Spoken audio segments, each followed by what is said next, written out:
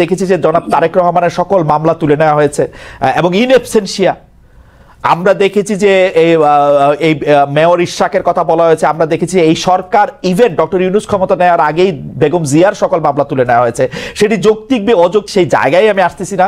আমার কথা হচ্ছে যে এত সব কিছু থাকা সত্ত্বেও সব জায়গায় আপনাদের ফেভারেবল সব মানে প্রশাসন, পুলিশ, বিচারালয় সবকিছু আপনাদের ফেভারে থাকা সত্ত্বেও আপনারা কেন মনে করতেছেন না যে এই এখন একটা লেভেল প্লেইং ফিল্ড হয়েছে? আপনারা কেন এরকম মনে করতেছেন যে এই যে আপনাদের বক্তব্য, আপনি বলতেছেন জনাব তারেক রহমানের বক্তব্য ছাড়া কারো বক্তব্য তো শোনা যাবে না। আমি একটু নিউ ইয়র্ক টাইমসের প্রসঙ্গে আমি একটা আসতে চাই। আপনাদের কেন এরকম মনে হইতেছে যে টাকা দিয়ে নিউ ইয়র্ক টাইমসে প্রতিবেদন ছাপিয়েছে আওয়ামী লীগের দোসররা? আপনি যদি প্রথমে বিচার বিভাগের কথা বলতেন যে কোনো এক ম্যাজিকে সব মামলার রায় আপনাদের পক্ষে যাচ্ছে কিনা, তারপরে নিউ ইয়র্ক দেখেন আমি প্রথমে আগে আপনার কথাটা বলি যে মামলাগুলো যেটা উঠেছে আপনি জানেন যে এগুলো সবগুলো মামলায় রাজনৈতিক মামলা, রাজনৈতিক প্রতিহিংসামূলক মামলা। আপনি দেশনেত্রী বেগম খালেদা জিয়াকে যে মামলাগুলো জড়িয়েছে এটা তার চরম শত্রু, কিন্তু এই কথাগুলো অনেক আওয়ামী লীগেরও টকশো শেষ করার পরে ব্যক্তিগতভাবে বলতো যে এটা আসলে অমানবিক, এটা আসলে আমরাও এমন চাই নাই, কিন্তু এটা হয়ে গেছে। তো এই যে অমানবিক, এবং আপনি দেখেন জনাব তারেক রহমান সাহেব ওনাকে জোর করে মুস্তেকা নিয়ে ওনাকে দেশ ছাড়তে বাধ্য করেছে। তারপরে যতগুলো মামলা হয়েছে, যা মামলা হয়েছে সবই কিন্তু প্রতিহিংসামূলক, রাজনৈতিক। তো রাজনৈতিক প্রতিহিংসামূলক মামলা উজ্জ্ব হবে এটাই স্বাভাবিক। কেন জানেন, আমি তার আগেও একটা প্রমাণ দিচ্ছি। আজকের যে প্রধান উপদেষ্টা আছেন ওনার মামলাগুলো কিন্তু তারও আগে সবগুলো হাওয়া হয়ে গেছে। যেভাবে শেখ হাসিনা ক্ষমতায় আসার পরে আপনি জানেন যে ১/১১ পরে দেশনেত্রী বেগম খালেদা জিয়ার উপরে ১/১১ প্রয়োগ করা সত্ত্বেও তাকে কিন্তু মামলা দিতে পারে নাই তৎকালীন অনির্বাচিত সরকার। কারণ এই মামলাটাও, যে মামলাটা যে আরফানেজ নিয়ে হয়েছিল সেটাও কিন্তু তারা চার্জশিট দিতে পারে নাই, বিধায় খারিজ হয়ে গিয়েছিল মামলাটা, কারণ কোনো তথ্য উপাত্ত কিছুই ছিল না। এটা আবার পরবর্তীতে আওয়ামী লীগ ক্ষমতায় আসার পরে আওয়ামী লীগ এটা ব্যক্তি কুন্দলে, ব্যক্তি আক্রোশে এই কাজগুলো করেছে। তো এই জায়গায় যদি আপনি তো আইন প্রণয়ন করেছেন এক সময়। আমি আপনার একটা ছোট্ট জিনিস বলি, যদি আপনি রাজনৈতিক মামলা বা কি কারণে মামলা উঠেছে, আমি জনাব তারেক রহমানের মামলার কথাই ধরি, ওই মামলাটা আসলে কি কারণে হয়েছে? 21শে আগস্টের গ্রেনেড হামলায় তার সাথে সংশ্লিষ্টতা ছিল কি ছিল না, কোনো একটা দুর্নীতির সঙ্গে তার সাথে সংশ্লিষ্টতা ছিল কি ছিল না, সেই মামলাটা যদি আপনার তুলতেও হয় আপনার পেপার বুক পড়তে একটা সময় লাগবে, আপনাকে বলতে হবে, কারণ এটা একটা কম্পিটিটিভ কোর্ট। আপা সময় নিয়েছে, আপনি এরকম বলতে চান? কয়দিন হিয়ারিং হয়েছে? উনি ইন অ্যাবসেন্সিয়া কেন ছিলেন? এর আগে উনি ইন অ্যাবসেন্সিয়া ছিলেন কারণ তিনি ভপাচ্ছিলেন যে কোর্টে তার বিরুদ্ধে এখন তিনি উপস্থিত হন নাই কেন? কয়দিন সময় নিয়েছে? 8টা মামলার পেপার বুক কতগুলি বড় আপনি জানেন আপা? আমি আপনাকে এই কথাটা বলছি, আপনিও জানেন যে যত কঠিন মামলাই হোক না কেন, মামলা কিন্তু তার মেরিট যদি না থাকে মামলা টিকে না।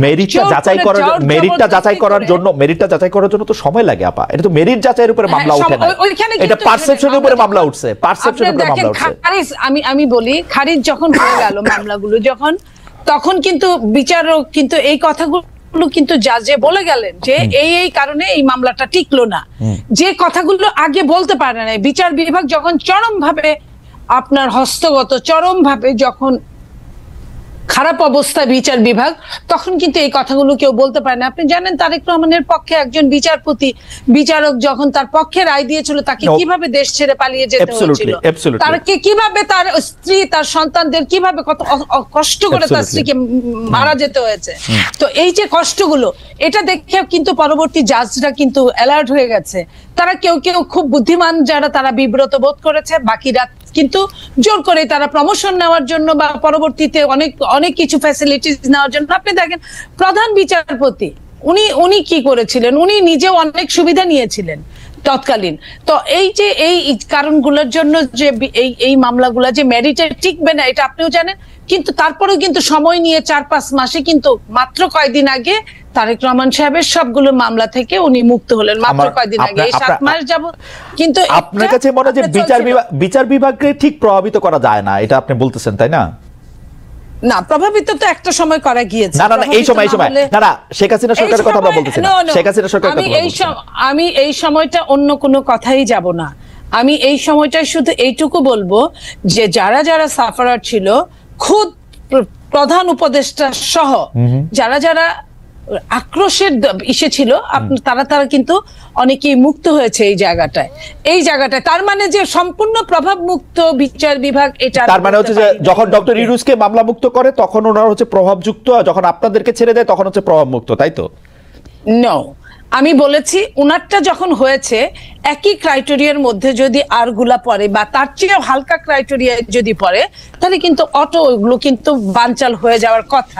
আমি এই কথাটাই বলেছি। ওকে, ঠিক আছে। আমি তার মানে বলি নাই যে প্রভাব মুক্ত হলে কিন্তু উনারও সময় নিত, উনারও মিনিমাম 7 মাস সময় নিত, উনার কিন্তু 7 মাস সময় নেয় নাই। খালেদ ভাই, এটা আপনি একটু খেয়াল করেন। আমি একটু জাবিনের কয়েকটা প্রশ্নের উত্তর দিতে চাই, আপনি যদি একটু সময় দেন। সেটা হলো, জাবিন প্রথমেই বলছে যে তারা ফেসিবাদের জন্য, বিলোপের জন্য মাঠে নেমেছিল, যদিও আপনি প্রতিবাদ করেছেন। আমি এটা আবারও বললাম, ওনারা 3 তারিখ 4 তারিখের আগ পর্যন্ত কোটার জন্যই ছিল, চাকরির জন্যই তাদের আন্দোলন ছিল। তাদের আন্দোলন এখন সরিষার মধ্যে ভূত রাখার জন্য, যদি ভূতটা থাকে সেটা তারা জানবে, এটা অন্য কেউ জানার কথা না। কারণ তাদের যারা যুদ্ধ করেছে, যে কয়েকজনের নাম আমরা দেখি সামনে, তাদের ম্যাক্সিমামই কিন্তু ছাত্রলীগ করতো সেই মুহূর্তে। তো সেই মুহূর্তে ছাত্রলীগ করতে বাংলাদেশের সবার জন্য এটা ভালো হলেও আওয়ামী লীগের ঘর থেকে আসার পরে এটাকে এক ধরনের মুনাফিকি বলে, অন্য কিছু বলে না। তাদের জন্য আমি সবার জন্য এই কথাটা বললাম। আমার লাভ হয়েছে, দেশের লাভ হয়েছে, আমি অস্বীকার করব না, কিন্তু এই লাভের জন্য ওরা তো তবু 1-1.5 বছরের একটা প্ল্যান করে 1-1.5 মাসের মধ্যে থেকে এটা এক্সিকিউশন করে, সেটা কোটা দিয়েই পারুক আর যাই দিয়ে পারুক, ওরা তো এটা এক্সিকিউশন করে দেখাইছে মাঠের মধ্যে। সেদিন মাঠে ছিলাম না, আপনারা মাঠে ছিলেন, কিন্তু আপনারা মাঠে মরেন নাই, মরছে উনারাই। আমি কে বলেছে আমাদের লোক বেশি মরেছে? ছাত্ররা, সেটা আপনারা দাবি করেন, সেটা আপনারা দাবি করেন, আপনারা দাবি করেন। আমি বলি প্লিজ, জি, কয়জন ছাত্র আমি প্রত্যেকটা শহীদের প্রতি শ্রদ্ধা রেখে কথা বলছি। এবং ছাত্র ছাড়া যারা বাকি ছিল সবই অনেক বেশি, তার চেয়ে অনেক বেশি রিকশাওয়ালা, ভ্যান গাড়ি চালক, বিএনপি তো না, দলীয় বিএনপি তো না, বিএনপি অবশ্যই বিএনপি। রিকশাওয়ালা তো বৈষম্য বিরোধীর কথা শুই নাই আসছে, বিএনপির কথা শুনে তো আসে নাই। কোন বৈষম্য বিরোধী না। শোনেন, যখন আপনি মানবতার জন্য 28 অক্টোবরও তো বাংলাদেশে মানুষ রিকশা চালাইতো আপা, 28 অক্টোবরও তো বাংলাদেশে মানুষ রিকশা চালাইতো, তারা তো আসে নাই। আমি আপনাকে এটাই বলি, এই জন্যই তো মুনাফেক হতে হয়েছে। আমি এখন ওদের পক্ষেই কথা বলছি। জি, বলেন। কারণ ওরা যদি বিএনপি হয়ে নামতো, ওদের কিন্তু অনেকেই কিন্তু বিএনপি সন্তান, বড় বড় নেতা উপদেষ্টারাও কিন্তু বিএনপি সন্তান। ওরা যদি ওই বিএনপি হয়ে নামতো তাহলে কিন্তু ওদেরও অবস্থা 14 শিকের মধ্যেই হতো, ওরা নামতে পারতো না। ওদের অনেক রকম প্ল্যান করে, অনেক রকম ভাবে ঘুরে ঘুরে এই কাজগুলো করতে হয়েছে। তো এই কাজগুলো করতে গিয়ে হয়েছে কি, ওরা নিজেদের মধ্যে হারায় গেছে। এই যে মানে মুনাফেকি চরিত্র।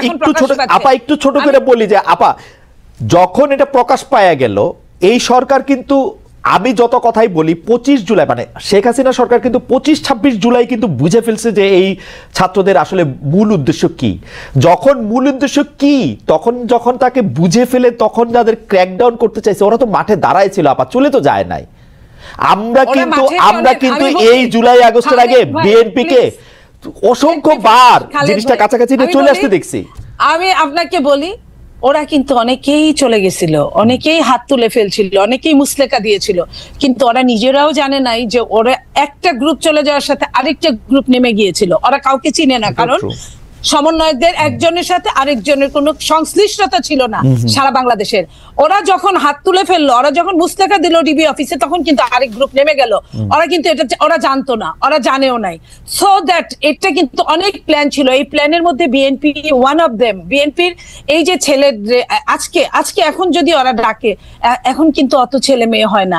এই তাহলে বাকি ছেলে মেয়েগুলা কারা ছিল এটা নেপথ্যে? আমরা কি করেছি দেখেন, 3 তারিখে আমি নিচে শহীদ মিনারে গিয়েছি। আমি বলি, ঘুরে দেখে আমি দেখি ছাত্র দলের কয়েকটা জায়গায় ছোট ছোট জাতলা গুল হয়ে বসে গান গাচ্ছে, বিভিন্ন বক্তৃতা দিচ্ছে এবং বৈষম্য। আমি পয়েন্টটা এটাই বলতে চাই যে নেপথ্যে ওই যে বলে না যে কারো সিলাই সিন্নি খাইলা মুন্সি চিনলা না, এই মুন্সি চেনার জন্য আমি কথাটা বলছি। দিন যত যাবে তত আরো ক্লিয়ার হবে যে মুন্সিটাকে কারো সিলাই সিন্নিটা হয়েছিল। আমি ওই সিন্নির কথাই বলতে চাচ্ছি। আপনি তো আমাদের পরিষ্কার করে বলেন, কারো সিলাই সিন্নি আগেও ছিল, আপা কারো সিলাই সিন্নি মুন্সি কে? বিএনপি আমি আপনাকে একটা কথা বলি, বিএনপি 15 বছর 15.5 বছর মাঠেই ছিল, মাঠেই আছে।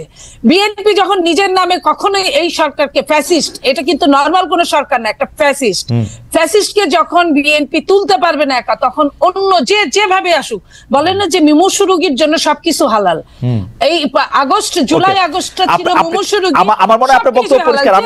আমরা দেখছি হেফাজতের সময় আসলে বিএনপি বলছিল যে তারা পাশে আছে, তারা পাশে থাকতে বলছিল, বেগম জিয়া আহ্বান জানিয়েছিলেন, তারা বিভিন্ন সময় আসলে পাশে ছিলেন, এই কথা আমার অস্বীকার করার কোনো উপায় নাই। বিএনপি সবসময় আওয়ামী লীগের বিরুদ্ধে যে কোনো কিছু হইলেই বিএনপি পাশে ছিল। কিন্তু আপনি এই যে একটু নিউ ইয়র্ক টাইমসের প্রতিবেদনটাকে একটু বলবেন যে আপনাদের যিনি অফিস সামলান, আপনাদের যিনি মুখপাত্র যেন রুহুল কবির রিজভী বলছেন টাকা দিয়ে নিউ ইয়র্ক টাইমসের প্রতিবেদন ছাপিয়েছে আওয়ামী লীগের দোসররা, এটাকে আপনিও মনে করেন এরকম? 1-2 লাইন যদি বলেন, কারণ আমাদের আবার একটু দেখেন, আমি ওইখানে আমি নিউ ইয়র্ক টাইমসের ওগুলো আমি এটা নিয়ে কিছুই বলতে চাই না, এই কারণে যে রাজনীতির কিছু ক্রাইটেরিয়া থাকে, ধারাবাহিকতা থাকে। সেটা একসময় আওয়ামী লীগ এরকম করতো, মেঠো বক্তৃতা বলতো বা কিছু। আমি এটা বলতে চাই, এটা আরো প্রমাণ সাপেক্ষে, কারণ রিজভী আহমেদ আমার চেয়ে বড় নেতা, উনি যা বলেছেন, ওনার ওইটা একটা বিবৃতি ছিল, বাট আমি এখানে টকশো করছি। আমি আরেকটু কথা জাবিনের বলতে চাই। আমরা কি আবার একটু ঘুরে আসবো? জাবিন আরেকটু কথা বলুক, আরেকটু কথা সহ বললেন, তাহলে তো অনেকগুলো জমে যাবে। আচ্ছা ঠিক আছে, আমি একটু ছোট করে বলে নেন। জি আপা, এই যে পিলখানা শাপলা, এইসবের বিচার এখন যেটা বলছেন জাবিনরা, যে এই বিচারগুলো কি বর্তমান সরকার চায়? পিলখানার বিচার কি চায়? পিলখানার বিচার কি আদৌ পাচ্ছে? পিলখানার বিচার কি, পিলখানার যারা জেলে ধুকে ধুকে মরছে তারা কি ছাড়া পেয়েছে? অথচ শীর্ষ সন্ত্রাসীরা কিন্তু ছাড়া পেয়ে গেছে অনেকেই। তো পিলখানা শাপলা এই বিচারগুলো কিন্তু যতই মুখে বলুক, আরো যে জাবিন যে কথাগুলো বলছে, আওয়ামী লীগের বিচার না চেয়ে বিএনপি কি করেছে, আমি এইটুকু বলি যে এই সরকার আওয়ামী লীগের কি বিচার করেছে, কি বিচার চেয়েছে?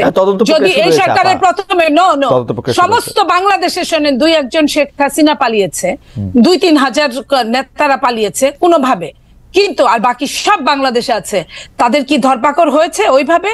যেভাবে আপনি ডেভিল ধরতে গিয়ে ডেভিল ধরেন নাই, আপনি ডেভিলের নাতি নাতনি ধরছেন। নাতি নাতনি ধরে তো কাজ হবে না, ওরা তো নাবালক। আপনি সাবালক ডেভিলদের ধরেন। আপনি যাদের ঘরে ঘরে ভর্তি টাকা, আপনি টাকা সরাইছেন, টাকা সরকারি ভাবে ক্রয় করছেন, এই টাকার উৎস কি আপনি জানতে চাইছেন? এই জিনিসগুলো এই সরকার করে না। আপা জাবিন কি জানে আমি জানি না, আমি কি শুনছি সেটা আমি বলি। আমি শুনছি যে স্থানীয় যে আওয়ামী লীগের এমপি, চেয়ারম্যান, মানে উপজেলা চেয়ারম্যান জাতীয় লোকেরা, তারা বিএনপির লোকেদেরকে টাকা টোকা দিয়া ম্যানেজ করে তারপর পালাইছে।